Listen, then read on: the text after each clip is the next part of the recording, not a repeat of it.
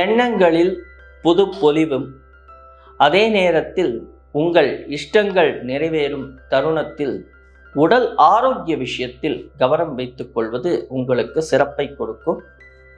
அன்பு ரிஷபராசி நேயர்களே, ரிஷபராசி நேயர்களை பொறுத்தவரையில் இந்த மே மாதத்தில் குரு பகவான் ராசியில் வந்து அமர்கிறார். ராசி அதிபதி என்று சொல்லக்கூடிய சுக்கிர பகவான் 12ஆம் இடம் என்று சொல்லக்கூடிய விரயஸ்தானத்தில் இருக்கிறார். 19ஆம் தேதிக்கு மேல் அவர் ராசியில் நுழைவார். அதே நேரத்தில் சூரிய பகவானும் 14-15 தேதிகளுக்கு வைகாசி மாதத்தில் சூரிய பகவானும் ராசிக்குள் வருகிறார். இங்கே புத பகவான் 2ஆம் இடத்து அதிபதி அவர். அதே நேரத்தில் 5ஆம் இடத்து அதிபதி அவர் 11ஆம் இடத்தில் உங்களுக்கு லாபஸ்தானத்தில் விட்டிருக்கிறார். யாருடன் இருக்கிறார்? ராகு பகவானுடன் இருக்கிறார். காற்றுக்கு அதிபதி. அதே நேரத்தில் ராகு என்று சொல்லும் பொழுது அவரும் காற்றுக்கு சம்பந்தப்பட்டதே. அவ்வாறு வரும் பொழுது உங்களுக்கு சிறப்பான சில விஷயங்கள் நடக்கப் போகிறது. அது யாரால் நடக்கப் போகிறது என்றால், செவ்வாய் என்று சொல்லக்கூடிய 7ஆம் இடத்து அதிபதி அப்பொழுது உங்களுடைய குடும்பம், நண்பர்களுடைய வட்டம் சார்ந்த விஷயத்தில் உங்களுடைய இஷ்டங்கள் பூர்த்தியாகும். தர்ம கர்மாதிபதி என்று சொல்லக்கூடிய சனீஸ்வர பகவான் 10ஆம் இடத்தில் கர்மஸ்தானத்தில் வீற்றிருப்பதால் தொழில் சார்ந்த விஷயங்களில் நீங்கள் முதலீடு செய்வதற்கும் ஒரு புதிய தொழில் ஆரம்பிப்பதற்குமான சில ஆயத்த பணிகளை செய்து கொண்டிருப்பீர்கள். இந்த ஆயத்த பணிகள் உங்களுடைய சுய ஜாதகத்தை பொறுத்து நன்றாக அமையும் பட்சத்தில் சிறப்பு சேர்க்கும். அதை நீங்கள் ஒரு விஷயம் ஆரம்பிக்கிறதுக்கு முன்னாடி நாம ஜாதகத்தை பார்த்து கொள்வது நல்லது. எல்லா கோள்களுமே பார்த்தீங்கன்னா கேதுவிலிருந்து ராகுக்குள்ள இருக்கும்.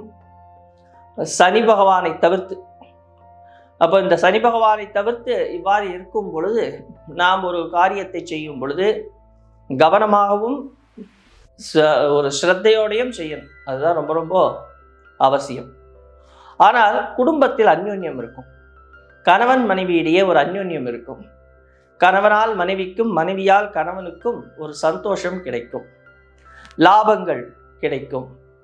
அதே நேரத்தில் சூரிய பகவான் 12ஆம் இடத்தில் இருக்கிறார். கவர்மெண்ட் சம்பந்தப்பட்ட விஷயத்துல கொஞ்சம் கவனம் வேணும்.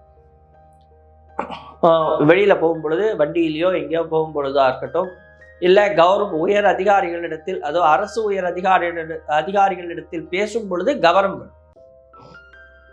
ஏன்னா ரொம்ப முக்கியம் அவங்க கிட்ட பேசும் பொழுது. இல்லைன்னா தேவையில்லாத பயம் வந்துவிடும். இந்த அரசு சம்பந்தப்பட்ட விஷயத்துல கொஞ்சம் நஷ்டங்கள் ஏற்படுவதற்கான வாய்ப்பு இருக்கிறது. அதுல கொஞ்சம் நீங்கள் எச்சரிக்கையாக இருக்கும். பேசும் பொழுது நிதானமாக பேசுங்கள். குரு பகவான் ராசியில் இருக்கிறார். அவ்வாறு அவர் ராசியில் இருக்கும் பொழுது நம்மளுடைய பேச்சுக்கள் எல்லாமே கொஞ்சம் ஈகோ வரா மாதிரி இருக்கும். குழந்தைகளுடைய படிப்பு மிக அருமையாக இருக்கும். உங்களுடைய படிப்பு மிக அருமையாக இருக்கும். படிப்பு சார்ந்த விஷயங்களில் வெற்றி கிடைக்கும். அதே நேரத்தில் வெளிநாடு, வெளியூர் சென்று படிக்க வேண்டிய மாணவர்களுக்கு நல்ல காலேஜில், நல்ல கல்லூரியில், நல்ல பள்ளியில் இடம் கிடைக்கும். அதன் மூலமாக அவர்கள் வெற்றியை ஈட்டுவார்கள். அதே நேரத்தில் மிக முக்கியமாக தனம், வருமானம், அதுவும் உங்களுக்கு வெளியூர் வெளிநாட்டிலிருந்து அதிகபட்சமான வருமானங்கள் கிடைக்கும். புதிய ஒப்பந்தங்கள் வெற்றியை கொடுக்கும்.